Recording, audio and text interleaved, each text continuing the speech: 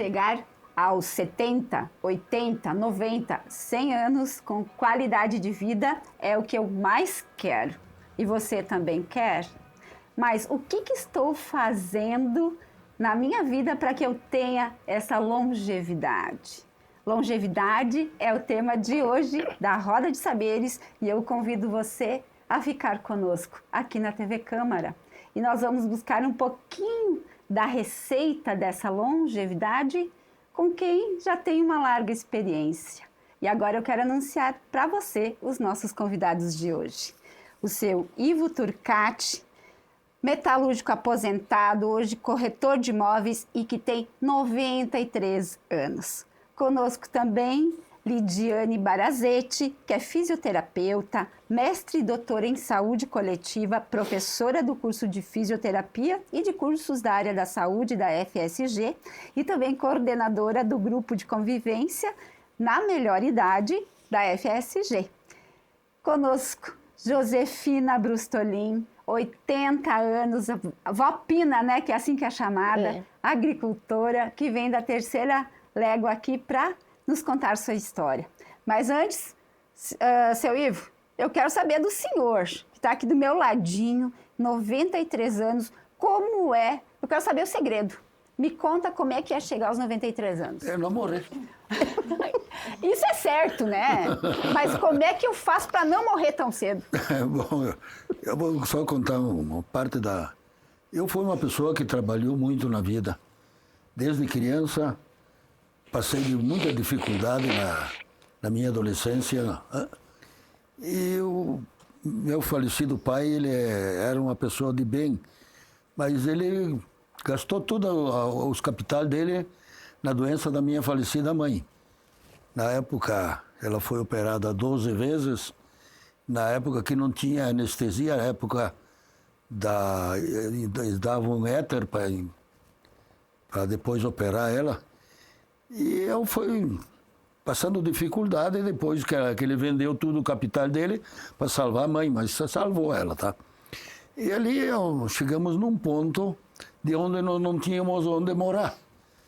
Praticamente nós estávamos morando na rua porque não tinha lugar nenhum. E a gente passou fome, passou trabalho, passou frio, passou de tudo e aquilo lá ajudou a nossa a existência para a gente viver na aprendizagem, né? E a gente foi em cima daquilo lá levando as dificuldades controladas. A gente foi levando. E chegou um ponto que a gente não tinha o que comer, a gente ia bater na porta dos vizinhos para ter um prato de comida ou um pedaço de pão. E fomos andando. Chegou num ponto que a gente chegou aos 14 anos, arrumamos emprego, o pai trabalhava, a mãe trabalhava, a mãe ficou boa. Eu trabalhava... E o que deu nela? É? O que era a doença? A doença, ela teve um problema da apendicite supurada na época e com o problema da vesícula. E ali ela levou, e ela conseguiu se curar, que chegou no fim, ela faleceu com 79 anos. Ela faleceu, o pai também sofreu muito, o pai também. E aquilo foi uma lição para nós. E através daquilo lá que a gente seguiu um caminho rígido, assim. De trabalho. Começando tudo na agricultura? Não, era em Nova Milano? Aí nós estávamos já morando aqui na cidade de Caxias. Então ali fomos levando, economizando o máximo possível. Com 12 anos eu trabalhava na fábrica, mas eu não podia ter carteira assinada na época por causa da idade. Chegou aos 14 anos, me ficharam na firma e eu fui trabalhando. Mas o dinheirinho que eu recebia, eu dava para o pai e o pai guardava e tirava 5.000 réis na época e me dava para mim guardar. E eu guardava aquilo lá, botava na carteirinha, quando chegava no fim do mês, mais 5.000 réis, ia lá. Chegava no fim do ano, comprava uma fatiota, um sapato que faltava para a gente usar numa festa de Santa Catarina ou na festa do Natal. E a gente foi levando assim. E a sua primeira empresa, a primeira indústria que o senhor trabalhou, primeiro começou como metalúrgico? Na Mencola. Eu trabalhei lá quase 20 anos na Mencola. E ali eu trabalhava no centro aqui de Caxias, eu morava no bairro, então era 4 viagens por dia. De manhã eu subia a pé, porque não tinha ônibus, não tinha nada, nem luz na rua não tinha, de meio-dia descia. Depois voltava para o serviço e de noite voltava para... Isso era os anos de 1940. 46, 47, 48, na época ali. E a gente foi levando e fomos indo. E a gente economizava. Minha irmã arrumou um emprego também. E aí nós trabalhávamos, a minha irmã, a minha irmã trabalhava no Janela e eu na Mencola. E fomos reservando um dinheirinho. E o pai já tinha comprado um terreninho na época que ele estava trabalhando e fez uma casa. Isso tudo aconteceu depois da Guerra Mundial. Então, 1945 que a gente tem como um ponto de referência da vida da gente. E ali... E a guerra influenciou na sua vida? A guerra influenciou o senhor? Grande o que o senhor lembra? Grande parte. Grande parte da guerra, porque a gente... O dia da vitória também foi um bonito lance também lá, que os sinos da igreja tocavam, as máquinas das indústrias buzinavam, e a gente subia numa árvore para ver se enxergava alguma coisa. De longe não dá. Mas tudo bem. E eu, como estava contando ali, a gente fazia uma economia, e tinha o senhor Raimundo Baldiceroto e o seu... David Agostini, que é o pai da Nilva D'Agostini, que é a esposa do falecido Raul Randon. Que o Raul Randon nós estudávamos no mesmo colégio. Eu, o Raul, a Nilva e a Zita, que é a irmã dele. O irmão dele estudava aqui no Carmo. E qual era o que o senhor estudava? É? Era o Santa Catarina? Santa Catarina, Escolas Reunidas, o nome do nosso colégio. E lá a gente se conheceu. E depois a gente foi vivendo, convivendo, fazendo nossos encontros parcialmente, assim. E um dia o pai comprou um terreno do falecido David Agostini. Vários terrenos tinha vendido e sobrou um no meio daqueles vários lá. E o David Agostini chegou lá e disse para o pai, Paulo, que é o nome do meu falecido pai, compra aquele terreno aí que é o último que tem aqui no loteamento, ali onde é que eu estou morando hoje. É o último. Diz o pai, diz ele assim, não sei, mas eu não tenho dinheiro para comprar, diz ele. E naquele vai e vem, na conversa, nosso troquinho que nós ganhávamos, eu e minha irmã, compramos esse terreno em sociedade. Olha ali. E o senhor acha que o trabalho é realmente definidor na vida de uma pessoa? Isso. E ali, então, compramos ele. Olha, diz ele, me dá 500 mil reais de entrada e o resto nós podemos parcelar, diz ele. E o que aconteceu? A gente levou lá 2 anos para pagar o terreno. Quando nós terminamos de pagar o terreno, eu peguei e construí uma casa. Uma casinha velha de madeira, tá? E fui levando o material, comprando aos poucos, e armazenando lá o material. E quando tinha uma certa quantia de material, contratamos eu e o pai. Porque o pai era na frente, porque eu era guri ainda. E contratamos uma empresa lá, e ele construiu a casinha. Era tudo madeira de Quinta Rio. E o senhor foi morar sozinho cedo? Foi morar sozinho cedo? Não, eu não fui morar, eu fiquei no terreno, eu aluguei a casa. Ah, entendi. Aí eu aluguei a casa e aquele dinheiro foi ajudando a convivência nossa, né? Mas a minha irmã, depois eu e o pai compramos um terreno para ela, então eu fiquei sozinho com o terreno ali. E foi passando o tempo e a gente foi construindo, abrindo as ruas, porque as ruas quem abriu lá, Picão e lá fomos eu e o falecido pai. nós abrimos para poder entrar com material ali, para entrar isso aí, porque não tinha... Sim. Não tinha ainda a estrutura que tem hoje, né? Não tinha nada, era mato. E o senhor tem essas lembranças todas guardadinhas? Sim, eu tenho lembranças disso aí tudo, porque eu passei por isso. Imagina, eu não tenho como esquecer isso aí, tá? Seu Ivo, e eu vou te perguntar, o senhor depois vai seguir na sua história, mas eu quero já pegar esse gancho. Professora Lidiane, essas memórias, alguém que chegou aos 90 anos... Nem todos lembram também. Não, nem todos, né? A senhora que conversa, né, que tem contato com muitas pessoas com mais tempo de vida, Sim. percebe o quê? Então, boa tarde a vocês, né, em primeiro lugar.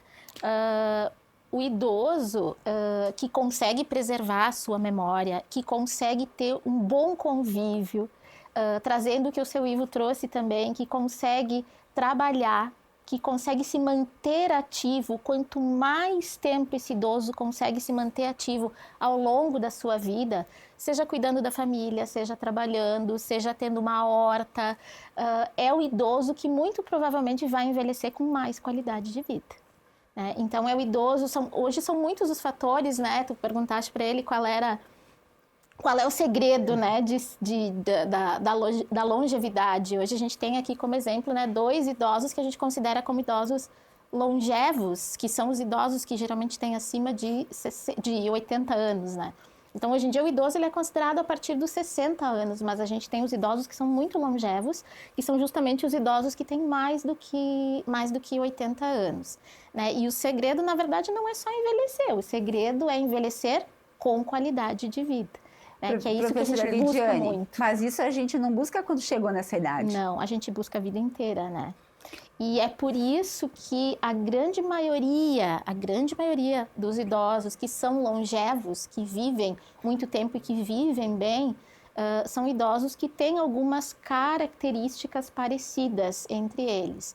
Então, são idosos que se mantêm ativos, são idosos que têm boas relações, não só relações familiares, porque não basta ter filhos, netos, bisnetos, não, são idosos que têm boas relações, bons convívios familiares, bons convívios em comunidade e que ainda se sentem pertencentes, participantes e úteis nos locais onde eles estão inseridos. Vapina, a senhora revoluciona lá na Terceira Légua, ainda participa das festas, como é que é o seu cotidiano, como é que é a sua rotina, morando lá na Terceira Légua, lá no interior, um pouquinho mais distante aqui do que a área central que o seu Ivo reside. Como é a sua vida lá? Bom, acho que aquilo que a Vivi falou agora, a Lidiane, eu estou ainda convivendo com isso ali. E como é que é? Como é que tu quer saber o que eu faço? Quero saber o que a senhora faz dia a dia, assim. Como é que é o seu dia? A senhora acorda e o que acontece?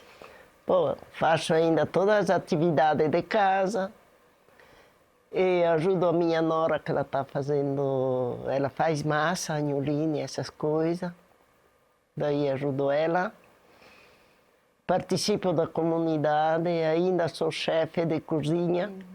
Daquelas festas maravilhosas, a senhora chefia a cozinha. É. A senhora é responsável por a gente comer tanto, hein? Faz uma comida maravilhosa. 600, 700 pessoas, já fiz para mais de 1000 pessoas, assim.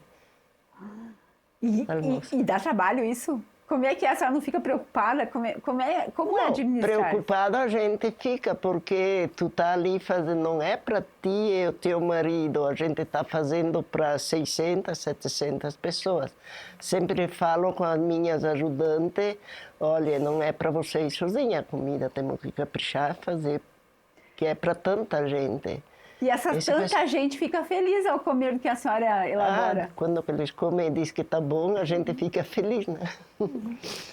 Inclusive agora, dia 25, também temos um jantar dançante. É a base de 500, 600 pessoas.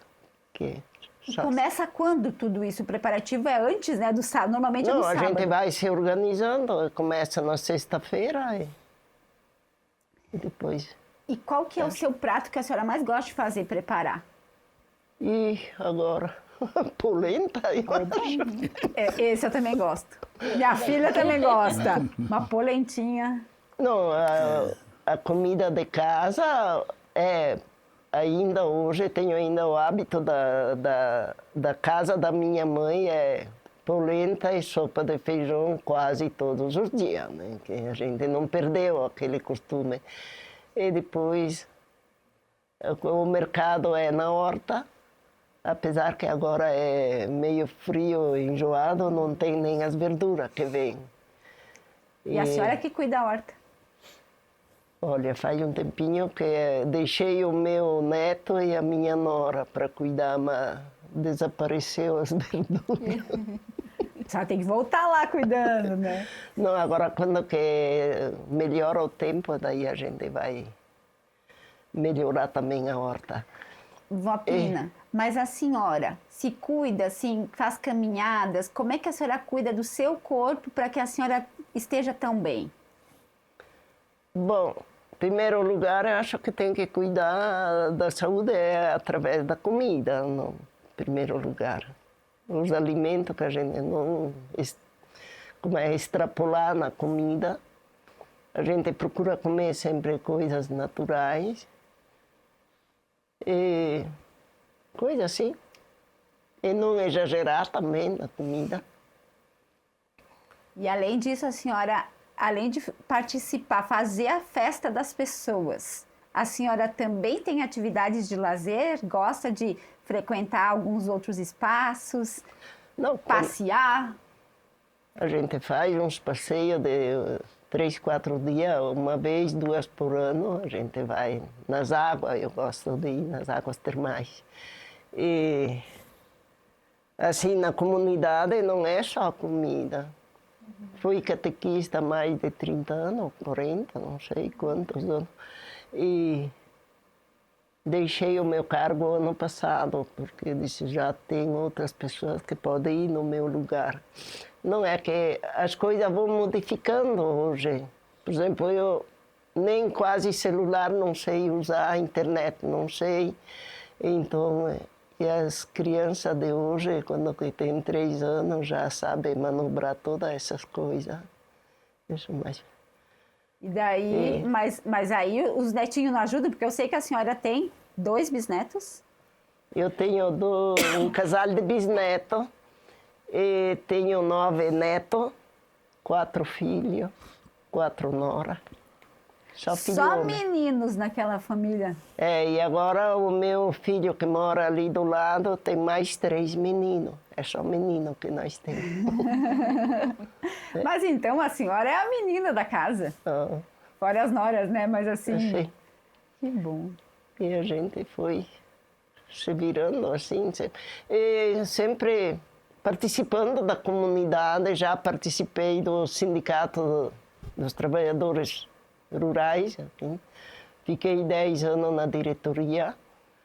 E quando vocês falavam da aposentadoria das mulheres, eu fui uma daquelas que foi a Brasília no ano de 1985, que era o último dia de entregar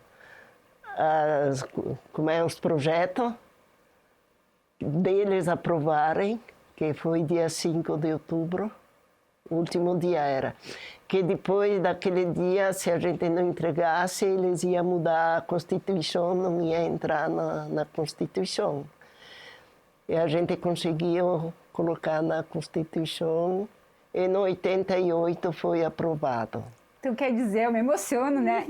Que eu estou diante de uma grande liderança comunitária que foi lá reivindicar. Fiquei muito feliz de saber disso. Que a gente saiu, não é que nem hoje que vão de avião e tudo fácil. Vou te dizer assim, um ônibus pinga-pinga, que tinha que ficar lá todo encolhidinho, 36 horas de viagem, dia e noite. Mal e mal, a gente parava para comer. A primeira refeição, de quando a gente saiu em Caxias, foi em Santa Catarina. Lá a gente comeu até bem. Depois vai. Chegamos em Paraná, às 10 da noite, jantar. Depois segui viagem, até quando chegamos em Uberlândia, daí fomos almoçar. E quando a gente foi almoçar, era às 2h. E Brasília estava cheia depois, quando vocês chegaram lá? E Tinha quando muita que gente? chegamos lá, tivemos que se virar para ir comer, não tinha comida ainda. Muita assim. gente foi naquele período lá? Se encontrou com muita Olha, gente? de agricultores tinha umas 400 pessoas aqui do Rio Grande do Sul, era só do Rio Grande do Sul que tinha. E a gente valeu a pena o sacrifício que a gente conseguiu. E agora muitas mulheres da colônia, se tem aposentadoria, é um pouquinho do nosso trabalho também que tem ali. E auxílio maternidade tem. E também os homens, eles ganhavam meio salário, conseguiram um salário naquela época. Olha só, eu quero te agradecer, Fofina. Nós estamos encerrando o primeiro bloco, mas olha, gente, que emoção a minha, mas também a emoção de muitas mulheres, né? Eu me emociono porque minha avó Olga, minha nona Paulina, agricultoras, como a senhora, só tiveram uma mudança de vida e um respeito maior quando puderam receber a aposentadoria, gente, por todo o cuidado, todo o empenho e todo o sacrifício que a agricultura, né, exige. Então, depois a gente vai seguir conversando com a avó Pina, mas eu convido você a continuar com a Roda de Saberes. A gente encerra o primeiro bloco agora e é emocionante essa história de longevidade dos nossos convidados. Continue conosco.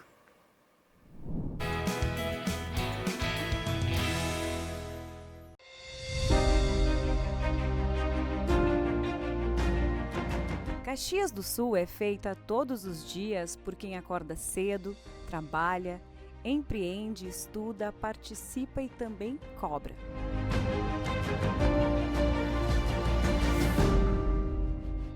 A cidade se constrói diariamente nas ruas, nos bairros, nas comunidades. E existe um lugar onde as vozes dos caxienses precisam ter espaço, escuta e também respeito. É na Câmara Municipal de Vereadores que essa realidade se encontra, em forma de debates, projetos de lei, fiscalização e também na tomada de decisões.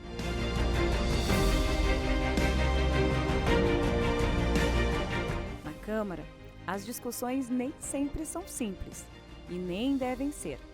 A democracia exige diálogo, responsabilidade e posicionamento. É nesse espaço que o Poder Legislativo cumpre o seu papel: representar a população, acompanhar de perto os atos da Prefeitura e decidir caminhos que impactam na vida da cidade.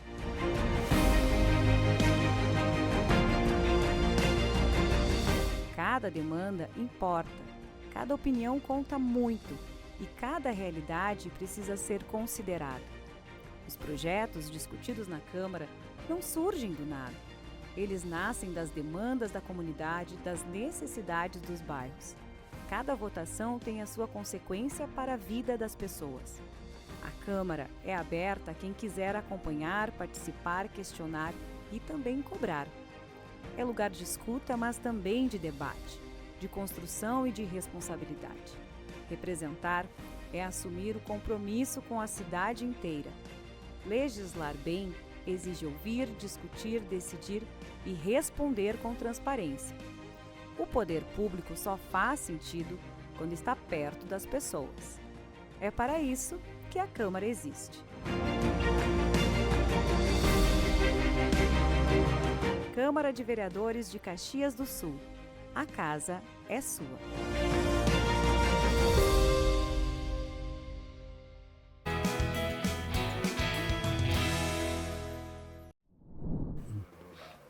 Roda de Saberes de volta, falando sobre longevidade. Conosco, seu Ivo Turcati, a professora e fisioterapeuta Lidiane Barazetti e a agricultora Josefina Brustolin. A gente ouviu o relato deles dois e vamos continuar agora conversando. E já que a dona Josefina nos falou que ela é uma ótima cozinheira e administra aqueles almoços e jantares de colônia, O seu Ivo também aqui, pelo visto, então, é um bom cozinheiro? Me conta, seu Ivo. Cozinhei bastante. Eu quero saber o que o senhor sabe cozinhar e eu quero saber como é que é o senhor jogador de futebol. Hein? Que negócio é esse que eu sei que o senhor jogou em times famosos? Joguei algum time aí, tá? Eu, no tempo de moleque, lá onde é que eu moro, tinha um campo de futebol na frente de casa e a gente ia lá sempre olhar os pessoal treinar, jogar ali, que na época era o Flamengo, que hoje é o Caxias, e tinha o Clube Janela também lá. Quando faltava algum atleta lá, e a gente ia lá, tapar buraco, a gente dizia, né? E ali foi indo, e a gente pegou prática no futebol e foi levando para frente. Até numa certa altura que cheguei aos 18 anos, fui para o Exército, e lá no Exército eu fiquei 1 ano e 1 mês lá. Sou fundador da 3ª Companhia de Polícia Especial do Exército. Primeira incorporação minha foi em 1952. Eu sou fundador primeira. E Inclusive, o senhor permaneceu lá quanto tempo? 1 ano e 1 mês. 1 ano e 1 mês. Fiquei lá. Depois, entre os colegas, amigos lá que serviam lá comigo, tinha um rapaz lá que jogava no juvenis, na época chamavam, né? Hoje é júnior, né? E ele me convidou para ir junto, fazer companhia com ele, que era no início do Estádio Olímpico. E eu fui lá com ele, lá e sentei lá num canto. Lá em Porto Alegre, no Grêmio? É? Aonde que era isso? No Estádio Olímpico do Grêmio, Do futebol Grêmio. Porto Alegre. O senhor foi para Porto Alegre, então? Porto Alegre. Aham. Servi na PE em Porto Alegre, eu, fundador da PE. Então, eu fui lá com ele para fazer companhia e faltou gente lá no treino também. Me convidaram para também tapar buraco, como a gente diziam na época. Foi lá, terminamos o treino, o treinador mandou vir na quarta-feira seguinte, foi indo, viu umas quantas vezes. Ali fui jogar nos reservas do Grêmio, mas nunca fui titular do Grêmio. Fui reserva, tá? E dali passou seu tempo e chegou no fim do mandato lá do Exército. Veio uma turma lá de Montevidéu, lá do Uruguai, procura de jogadores por aqui, porque lá estava pouco. Então, na época, tinha o Grêmio, tinha o Internacional, tinha o Cruzeiro, tinha o Renner, Força e Luz e o Nacional. Eram os times que tinha em Porto Alegre. Fizeram uma seleção lá e, casualmente, eu entrei nessa seleção que os uruguaios lá fizeram, né? Fomos para lá. Pegamos vim para casa, arrumei a mochila e fui para lá. E os pais deixaram? De trem. De trem. De trem, 36 horas de trem. Tinha 20 e poucas horas até Livramento, depois lá tinha que fazer bardeação, porque os trilhos do outro lado é mais largo. Então o trem aqui tem uma base de rodado e lá tem outra. Tiveram que descer, pegar o outro. Para pegar o outro lá. E chegamos lá em Montevidéu, fui muito bem recebido lá. Pessoal, e lá fiquei 1 ano e 3 meses. Por sinal, tem um título lá também. E daí já lá era profissional ou ainda era? Lá eu passei a ser profissional. Jogava lá. Terminou meu mandato lá. E era bom, o senhor era o quê? Era bom o quê? Artilheiro? O que era? Não, eu jogava meio de campo. Na época chamava de centro médio. Hoje também parece que é o centro médio. E aí eu jogava lá e terminou meu mandato, vim embora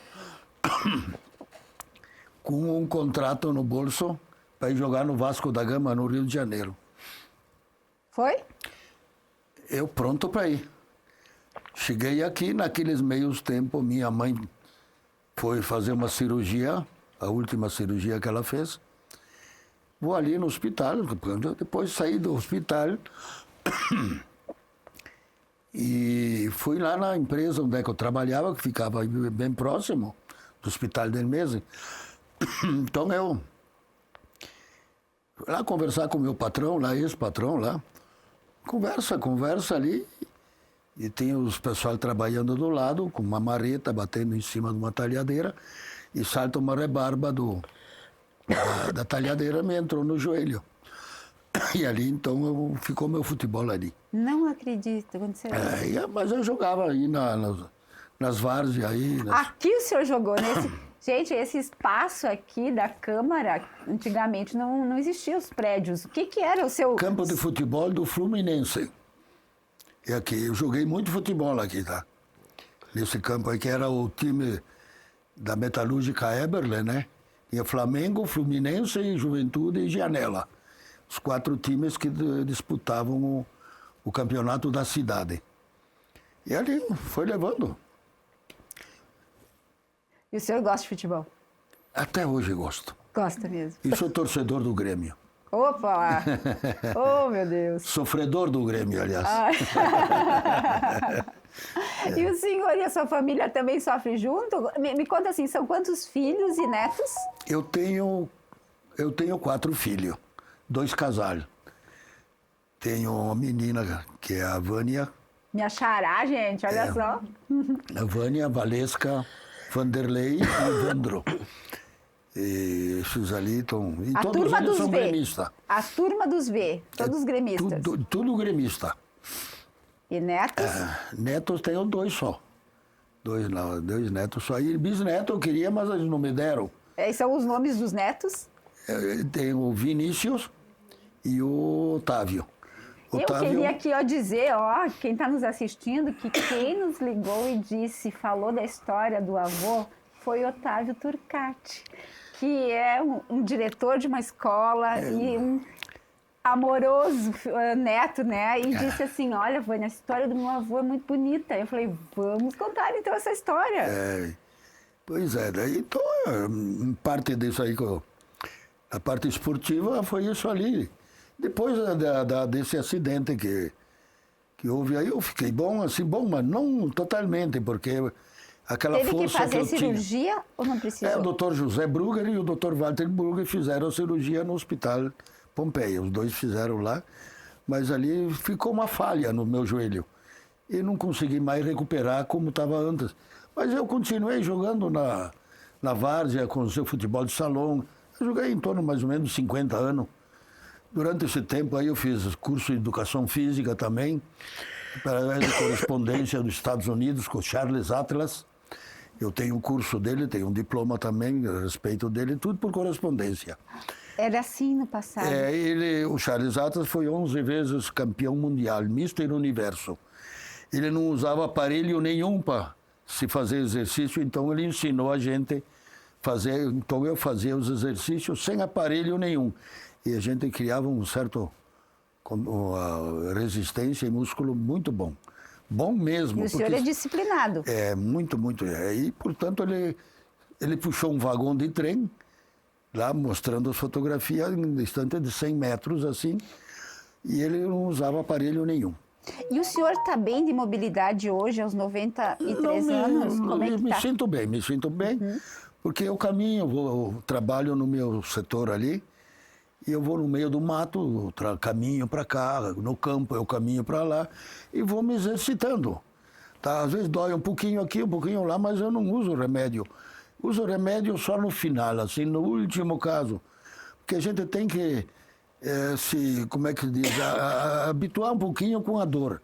Porque se qualquer coisinha toma remédio, não presta, não é bom. E eu já pergunto para a professora Lidiane, que é a área dela, né, a fisioterapia, né, então esse é o teu campo. Sim. Porque hoje, embora aqui a gente tenha o seu Ivo mesmo, que sofreu um acidente, né, tá super bem, a avó Pina também, mas muitos idosos têm dificuldade em se movimentar. Sim. E aí tem vários elementos, um pouco porque o corpo não ajuda, a gente vai perdendo os reflexos, outro também porque fica mais dentro de casa. Como é que qual a sua sugestão, qual a sua dica para que eles tenham uma melhor, mobilidade? Então, a gente sabe que a questão da dor, né, como ele colocou, a dor é um dos maiores impedimentos da movimentação dos idosos. Né? Com o passar dos anos, né, com a senescência, o envelhecimento, a gente vai tendo algumas alterações no corpo que levam a um processo de inflamação, como se fosse uma leve inflamação crônica geral no organismo, que faz parte do envelhecimento. E esse processo de inflamação, que é uma inflamação de baixo grau, faz com que o idoso, ajuda a fazer com que o idoso ele fique com algumas doenças, como as artrites, as artroses, né? E também predispõe a outras doenças como as neurodegenerativas, as cardiovasculares. Mas é muito importante que o idoso ele se mantenha ativo fisicamente. A gente sabe que a atividade física, o exercício físico hoje, ele é uma das chaves, digamos assim, para a longevidade, para o envelhecimento de qualidade. E a felicidade nessa história entra também. O exercício físico ajuda a gente a ficar mais... Com certeza. Mais disponível, mais com vontade. Com mais certeza. dinâmico. Na verdade, uma coisa ajuda a outra, né? Então, a gente tem a liberação ali no sistema nervoso central de vários hormônios, enfim, e que fazem parte que fazem a composição ali da saúde e do bem-estar. E fazem com que a pessoa ela se sinta bem no seu meio, fazem com que a pessoa ela tenha um alívio do quadro de dor, fazem com que a pessoa ela se sinta melhor, mais disposta para sair de casa. Então, a atividade física, ela ajuda muito, inclusive a controlar esses processos dolorosos que são, digamos assim, não diria que são normais, mas que eles acontecem com a senescência, com o envelhecimento orgânico do nosso corpo. Lidiane nos dá uma licencinha aqui, porque nós vamos mostrar... Eu sei que o grupo de convivência, né, lá da FSG faz um pouquinho de tudo, né? Faz atividades envolvendo informática, envolvendo exercícios físicos e tal. Mas a gente trouxe como exemplo hoje aqui alguns vídeos do grupo de conviver aqui da Secretaria Municipal do Esporte e Lazer de Caxias do Sul, que envolve muitos idosos e eles gostam das atividades, gostam dos professores. Eu sei disso porque minha mãe, Helena, frequenta um deles. Eu sei que todos gostam bastante e tem que ser disciplinado porque não pode faltar nesses grupos, né? E é muito disputada a vaga também. Então a gente vai mostrar um vídeo do conviver e depois, na sequência, um outro vídeo que é da maturidade ativa, lá do SESC, que também lá é coordenado pela Débora e que tem o mesmo propósito, que é ofertar atividades para as pessoas já que têm uma larga experiência de vida. Vamos conferir?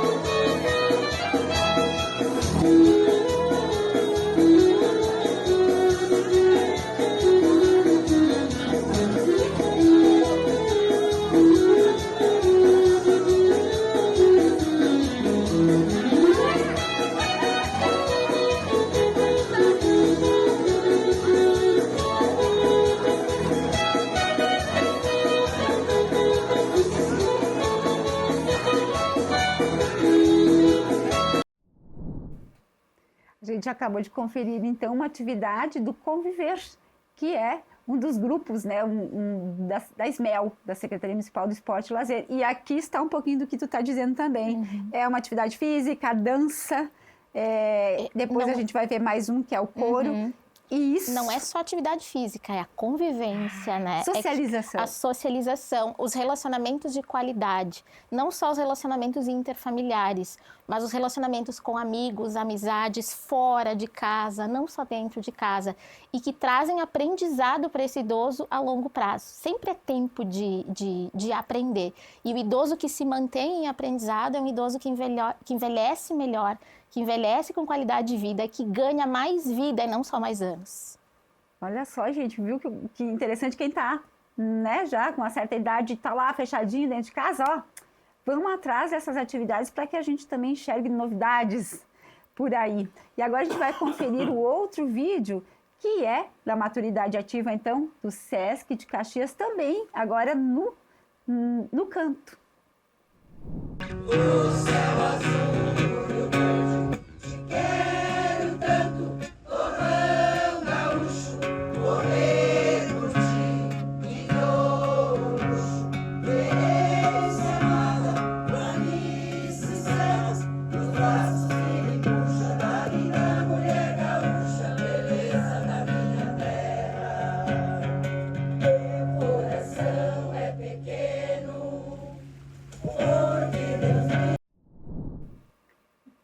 Vapina, olha só, a gente acabou de ver o pessoal da maturidade ativa cantando. E a senhora gosta de cantar? Olha, eu gostaria de cantar, mas a voz não me ajuda. Meio falhada. É. Mas eu gosto de cantar. Mas eu sei que lá na Terceira Légua tem coral, tem várias pessoas que cantam, né? Sim, Participam. sim, tem. Inclusive tenho um filho também que cantava no coral, depois ele trocou para o esporte de futebol. Mas ele e o amigo dele, eles cantam na igreja, na missa. Canta muito bem, muito bonito. Pina, a senhora tem a viticultura, o plantio de uva, né? E a colheita de uva lá na família como referência de vocês. São mais de 400... Qual que é a produção de vocês? O seu Velocino, eu quero agora aproveitar, agradecer o seu Velocino ex, que foi vereador dessa casa, que é assim uma grande liderança na agricultura, e ele que trouxe para nós essa preciosidade aqui no programa, a gente agradece, e ele está aqui pertinho, né? E ele me disse que vocês são, Vapina, um grande produtor, né, de uva. Quanto que é isso? E me diz, a senhora ainda participa um pouco da safra, das colheitas? Olha, o ano passado não participei. Tenho um pouco de problema de lamberitite, então tenho que cuidar. Mas eu fico lavando as roupas dos empregados, ajeitando essa parte. Ajudo na comida quando precisa, coisa, porque fica sempre umas 13, 14 pessoas dentro da família para fazer comida. E a gente tem que cuidar. Mas então a produção eu, se eu não me engano, eu até acho que é 400. A quantidade de uva. uva, acho que dá mais que 500 mil quilos de uva. Por safra. Por safra, Mais de sim. 500 mil quilos de uva por safra. Gente, essa é a família, então, lá dos Brustolin, e que ajuda, então, a nossa agricultura ficar cada vez maior, né? Cada vez mais potente. E a nossa agricultora aqui, que agora está se cuidando, mas já colheu bastante uva. Colhi. Né? Muito. Vapina, o que a senhora diz para as nossas novas gerações, para quem está ainda jovem, assim? O que a senhora quer dizer para essa nova geração, tendo a senhora como exemplo, assim, de chegar com vitalidade aos 80 anos? O que a senhora diz? O que a gente tem que fazer para também chegar nessa idade? Além da alimentação que a senhora já me disse.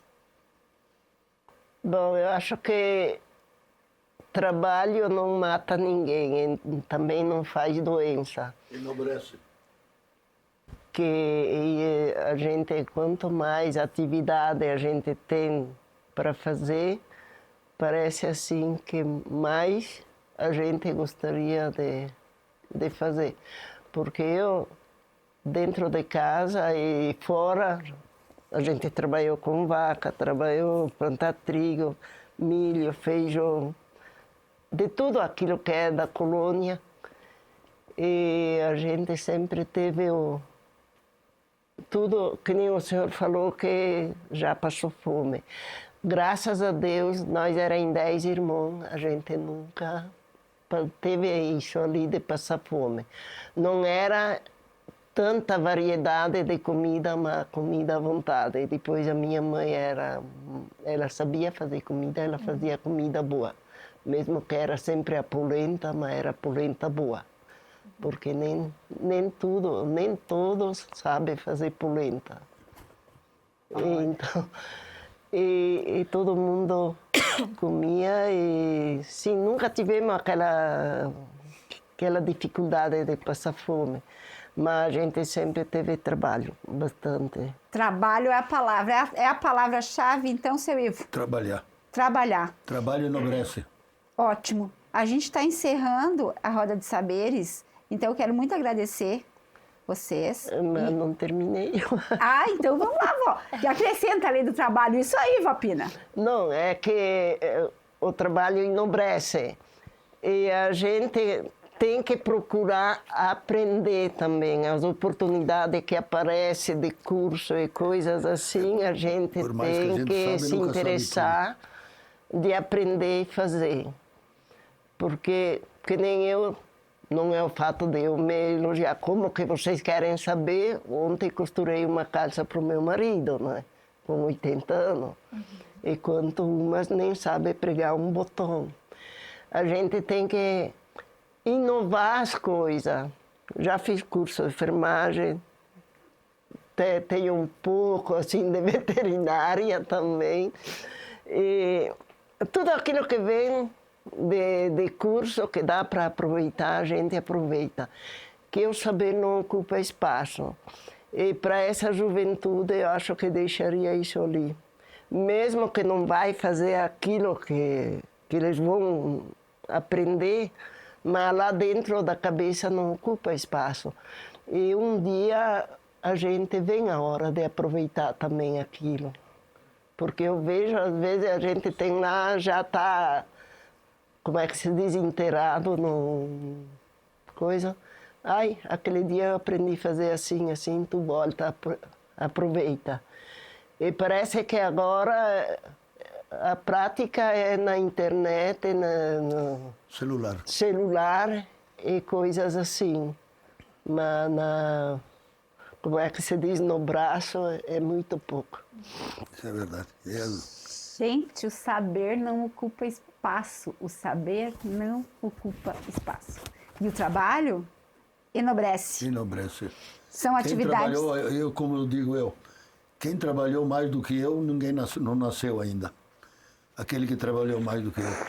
Porque eu trabalhava no serviço pesado, que tinha a ponta dos dedos, não encostava na palma da mão de dedo grosso e calejado que eu tinha na época lá. E o senhor está aí. E eu levantava pesos de 300, 350 quilos no braço com o joelho, botava. Fazia as longarinas de jamanta, que as primeiras jamantas fabricadas aqui em Caxias e aqui no Brasil, fui eu que construí. E o primeiro carrega-tudo, sabe o que é o carrega-tudo? Aquela prancha de carregar máquina pesada que é engatada no caminhão, eu sou o pai dela. Olha Hoje só. o mundo inteiro utiliza ela. O mundo inteiro. Fabricado aqui no Brasil, aqui na cidade, o Randão e outras firmas mais. É a primeira construída em 1965, fui eu que construí ela. E o senhor estava onde trabalhando? Com projeto e tudo. Trabalhava na empresa Rossetti, que era o Livro Rossetti, era meu funcionário, que eu era contramestre da Mencol. Depois ele passou a ser meu patrão. Olha só, inventor. E eu tinha autonomia, porque ele sabia quem eu era, né? E eu tinha autonomia dentro da empresa, faltou serviço lá, e eu projetei isso aí, mostrei para ele e ele mandou fazer. Hoje está aí. Hoje o mundo inteiro utiliza ela.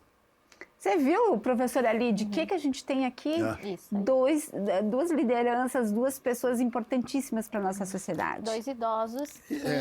Como não tenho nada que fazer hoje, viajo aposentado, trabalho aqui daí e coleciono objetos antigos. 2 idosos que demonstram na prática para nós. Eu tenho praticamente uns 700 relógios, desses antigos, da corda, esses aí. Olha. Eu tenho relógios históricos, tenho objetos em casa históricos lá. Eu tenho mais ou menos 3.500 itens lá, tudo lá. Até a senhora falou aí da serral, aquele serrote lá. Eu tenho uma serraria completa em casa. Então um dia nós vamos lá, vem. Que é 2 serrotes só. Aquele de derrubar o pinheiro e aquele de serar com o estaleiro. Que meu falecido pai fez a casa dele com isso aí. Então nós vamos um dia lá visitar, hein? Faço questão. Por favor. Faço questão. Lide. Todo mundo, não só a senhora. Eu vou, né? Nós vamos. É. Lide, por gentileza, eu queria que tu agora nos fechasses um contato, assim, com o grupo, né, que você coordena. Sim. Para quem também tem interesse em saber mais, em buscar alternativas. Sim, lá na FSG eu coordeno um grupo de idosas que se chama Grupo de Convivência na Melhor Idade da FSG. É um grupo que hoje é composto por mais ou menos 40 idosas, são todas mulheres, né?